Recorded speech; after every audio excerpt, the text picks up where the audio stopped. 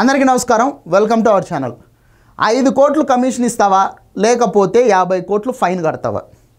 ఇదే డైలాగు విడుదల రజనీ గారు ఒక స్టోన్ క్రషర్ యాజమాన్యాన్ని బెదిరించినటువంటి తీరు అనమాట. ఇవే మాటలే మాట్లాడింది ఆవిడ. సో ఆవిడంటే డైరెక్ట్గా ఆవిడ కాదనుకోండి, ఆవిడ మరిది గోపిని పంపించి ఇవే మాటలే చెప్పించింది. ఇక ఈ చిలకలూరిపేటలో విడుదల రజనీ గారు చేసినటువంటి కబ్జాలు, అవినీతి అంతా ఇంత కాదు, అది మనందరికీ తెలిసినటువంటి విషయమే. సో ఈ స్టోన్ క్రషర్ యాజమాన్యాన్ని బెదిరించి వాళ్ళ దగ్గర నుంచి కమిషన్ల రూపంలో డబ్బులు తీసుకున్నటువంటి ఈ విడుదల రజనీ గారు ఇప్పుడు దాని పర్యావసానాలు అయితే ఎదుర్కొంటూ ఉండేటటువంటి పరిస్థితి అనమాట. 5 కోట్లు డిమాండ్ చేశారు, ఇవ్వకపోతే కనుక 50 కోట్లు ఫైన్ వేస్తాము ఆ కంపెనీ మీద అని చెప్పేసి బెదిరించారు. భయపడినటువంటి స్టోన్ క్రషర్ యాజమాన్యం 2 కోట్ల రూపాయలు ఆల్రెడీ ఇచ్చారన్నమాట. సో గవర్నమెంట్ మారింది, వాళ్లకు ధైర్యం వచ్చింది, పోలీస్ స్టేషన్లో కంప్లైంట్ పెట్టారు. అప్పటి నుంచి విడుదల రజనీకి కష్టాలు మొదలైపోయినాయి. ఇక ఈ కేసులోనే మేడం గారు కోర్టుకు వెళ్ళి ముందస్తు బెయిల్ అయితే తెచ్చుకోవడం జరిగిందనమాట. కాకపోతే విడుదల రజనీ గారి మరిది విడుదల గోపి అరెస్ట్ అయ్యాడు, జైల్లో ఉన్నాడు. ఇప్పుడు స్టోన్ క్రషర్ యాజమాన్యానికి రజనీ బెదిరింపులు, వదిన తరఫున ఈ మరిది గోపి ఒత్తిడి పెంచాడనమాట. రిమాండ్ రిపోర్ట్లో అయితే అదే రాయడం జరిగింది.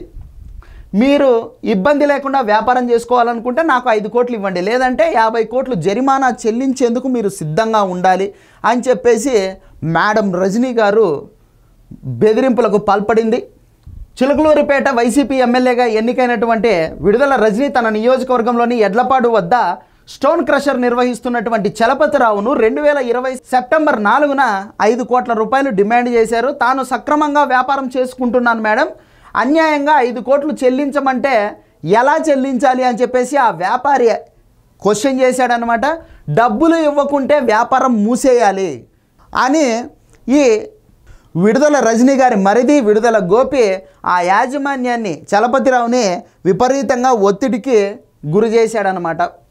పదే ఫోన్లు చేసి ఇబ్బంది పెట్టడం, బెదిరించడం లాంటివి చేశాడు.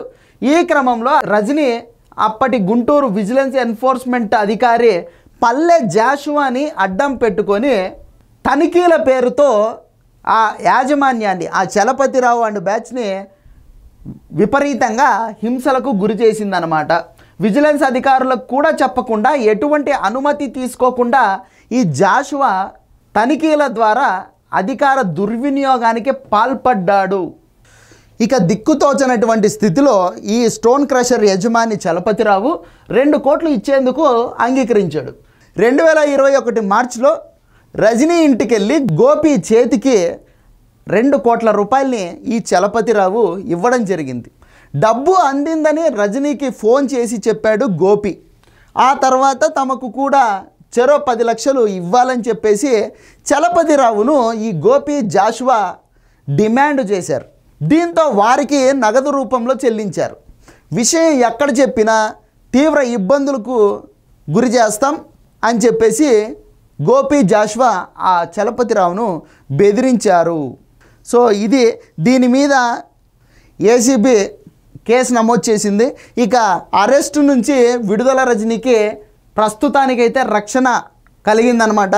విజిలెన్స్ తనిఖీ పేరుతో స్టోన్ క్రషర్ యజమాని బెదిరించి 2,20 లక్షల వసూలు చేసిన కేసులో విడుదల రజనీ, ఆమె పిఏ రామకృష్ణ అరెస్టు నుంచి హైకోర్టులో ఉపశమనం అయితే పొందారు.